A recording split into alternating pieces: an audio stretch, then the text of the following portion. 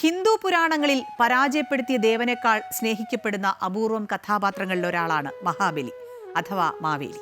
ഇന്ത്യയിലൊട്ടാകെ മഹാവിഷ്ണുവിന്റെ വാമനാവതാരത്താൽ അഹങ്കാരം ശമിച്ച ഒരു അസുര ചക്രവർത്തിയായി ബലി അറിയപ്പെടുമ്പോൾ കേരളത്തിൽ കഥ നേരെ മറിച്ചാണ്. ഇവിടെ തോൽപ്പിക്കപ്പെട്ട രാജാവാണ് നായകൻ. വാമനൻ അദ്ദേഹത്തിന്റെ പതനത്തിന് കാരണക്കാരനായ ആളും.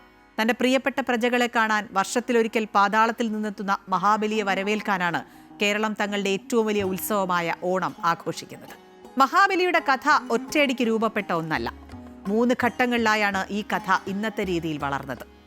ഋഗ്വേദത്തിൽ വിഷ്ണു തന്റെ 3 അടികൾ കൊണ്ട് ലോകം അളക്കുന്നതിനെ കുറിച്ചുള്ള ത്രിവിക്രമ വർണ്ണനകൾ മാത്രമാണുള്ളത്.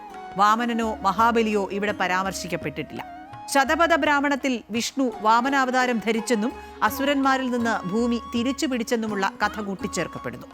ഭാഗവതം ഉൾപ്പെടെയുള്ള പുരാണങ്ങളിലാണ് പ്രഹ്ലാദന്റെ പേരക്കുട്ടിയായ മഹാബലിയും വാമനനും തമ്മിലുള്ള സംഘർഷത്തിന്റെ പൂർണ്ണ രൂപം കാണുന്നത്.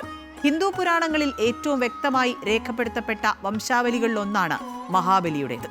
അതികായന്മാരായ അസുരന്മാരുടെ ഈ വംശവൃക്ഷം തുടങ്ങുന്നത് സാക്ഷാൽ കശ്യപ മഹർഷിയിൽ നിന്നാണ്. കശ്യപ മഹർഷിക്കും പത്നി ദിതിക്കും പിറന്നവരാണ് അസുരന്മാരിലെ ദൈത്യർ. ലോകത്തെ വിറപ്പിച്ച ഹിരണ്യകശിപുവും ഹിരണ്യാക്ഷനും ഇവരുടെ പുത്രന്മാരാണ്. കയാധുവിന്റെ ഭർത്താവായ ഹിരണ്യകശിപു 3 ലോകങ്ങളെയും തന്റെ കാൽക്കീഴിലാക്കിയ ക്രൂരനായ ഭരണാധികാരിയായിരുന്നു. ഹിരണ്യകശിപുവിന്റെ പുത്രനായ പ്രഹ്ലാദൻ സാക്ഷാൽ മഹാവിഷ്ണുവിന്റെ പരമഭക്തൻ.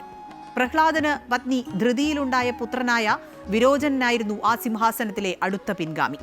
യാഗങ്ങളിലെ ഹവിസ് മഹാവിഷ്ണുവിന് മാത്രമേ അർപ്പിക്കാവൂ എന്ന് ശാഠ്യം പിടിച്ചിരുന്ന അദ്ദേഹം അങ്ങേയറ്റം ഈശ്വരഭക്തനായിരുന്നു. പിന്നീട് ഇന്ദ്രനുമായുള്ള ഘോര യുദ്ധത്തിൽ അദ്ദേഹം വീരമൃത്യു വരിച്ചു. വീരോചനന് വിശാലാക്ഷിയിൽ പിറന്ന പുത്രനാണ് ഇതിഹാസ നായകനായ മഹാബലി.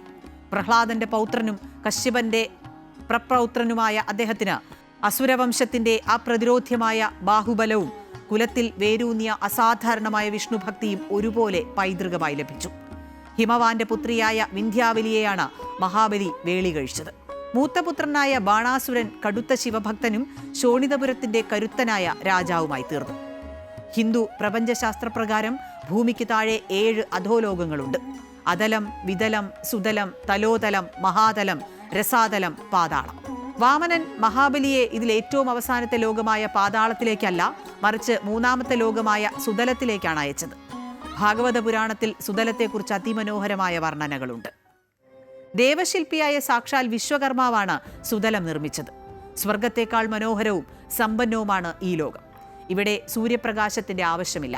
കാരണം അവിടെയുള്ള നാഗങ്ങളുടെ ശിരസിലെ രത്നങ്ങളിൽ നിന്നുള്ള പ്രകാശം ആ ലോകത്തെ എപ്പോഴും പ്രകാശമാനമാക്കുന്നു.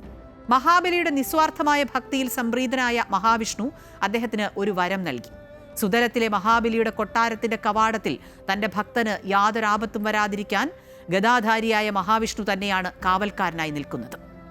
അഹങ്കാരം ശമിപ്പിച്ച് പാതാളത്തിലേക്ക് അയച്ച ഭഗവാൻ തന്നെ ആ ഭക്തന്റെ സേവകനായി മാറുന്ന കാഴ്ചയാണ് ഇവിടെ കാണുന്നത്. കേരളത്തിൽ ഓണം എങ്ങനെ ഇത്രമേൽ ജനകീയമായി എന്നതിന് നിരവധി ചരിത്രരേഖകളുണ്ട്. സംഘകാല മധുരക്കാഞ്ചി എന്ന തമിഴ് കൃതിയിലാണ് മയോനെ ആരാധിക്കുന്ന ഓണത്തെക്കുറിച്ചുള്ള ആദ്യ സൂചനകൾ കാണുന്നത്.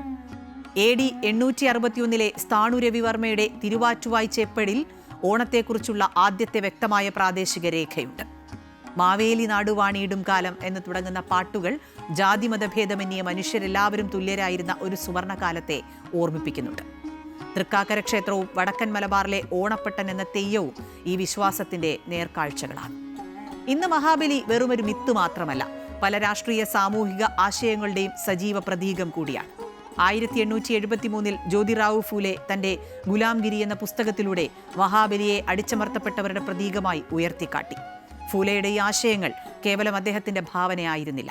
മഹാരാഷ്ട്രയിലെ കർഷകർക്കിടയിൽ തലമുറകളായി കൈമാറി വന്ന ഒരു വിശ്വാസത്തിന്റെ തുടർച്ചയായിരുന്നു. ജഡപീഠജാവോ ബലിജ രാജേയവോ, കഷ്ടപ്പാടുകളും ദുഃഖങ്ങളും അകലട്ടെ, ബലിയുടെ രാജ്യം വീണ്ടും വന്നെത്തട്ടെ എന്ന ഇന്നും മഹാരാഷ്ട്രയിൽ പ്രചാരത്തിലുള്ള പ്രാർത്ഥനാ വരികൾ ഇതിന് തെളിവാണ്. കേരളത്തിന് പുറത്ത് മഹാരാഷ്ട്രയിലെ വിളവെടുപ്പ് ഉത്സവമായ ബലി പ്രതിപദയിൽ വരെ ഒരു കർഷക രാജാവായി മഹാബലിയെ എത്രമാത്രം ആഴത്തിലാണ് ജനമനസ്സുകളിൽ വേരോടിയിരിക്കുന്നത് എന്ന് ഈ ചരിത്രം നമ്മെ ഓർമ്മിപ്പിക്കുന്നു. EMS നമ്പൂതിരിപ്പാടിനെ പോലുള്ളവർ മാവേലി ഭരണത്തെ സമത്വസുന്ദരമായൊരു പ്രാഥമിക കമ്മ്യൂണിസത്തിന്റെ മാതൃകയായി വിശേഷിപ്പിച്ചു. ഓണത്തെ വാമനന്റെ വിജയമായും വാമന ജയന്തി ഹൈന്ദവ ആഘോഷമായും കാണുന്ന ആശയങ്ങളും ഇന്ന് സജീവമായി ചർച്ച ചെയ്യപ്പെടുന്നു. ദേവന്മാരുടെ രാജാവായ ഇന്ദ്രൻ എന്ന സ്ഥാനം ഒരു വ്യക്തിയല്ല, അതൊരു പദവിയാണ്. ഓരോ മന്വന്തരത്തിലും ഓരോ പുതിയ ഇന്ദ്രന്മാർ വരും. മഹാബലിയുടെ ഭക്തിക്ക് മുന്നിൽ സംപ്രീതനായ വിഷ്ണു നൽകിയ മറ്റൊരു വരം ഇതായിരുന്നു. വരാനിരിക്കുന്ന സാവർണി മന്വന്തരത്തിൽ മഹാബലിയായിരിക്കും സ്വർഗത്തിന്റെ അധിപനായ ഇന്ദ്രനായി മാറുക. അതുവരെ എല്ലാ രാജകീയ ബഹുമതികളോടെയും അദ്ദേഹം സുതലത്തിൽ വാഴും. എന്തായാലും നമ്മുടെ മഹാബലിയുടെ കഥകൾ നമുക്ക് പ്രിയപ്പെട്ടത് തന്നെ. കേൾക്കാനും പിന്തുടരാനും അദ്ദേഹം മാതൃകയും.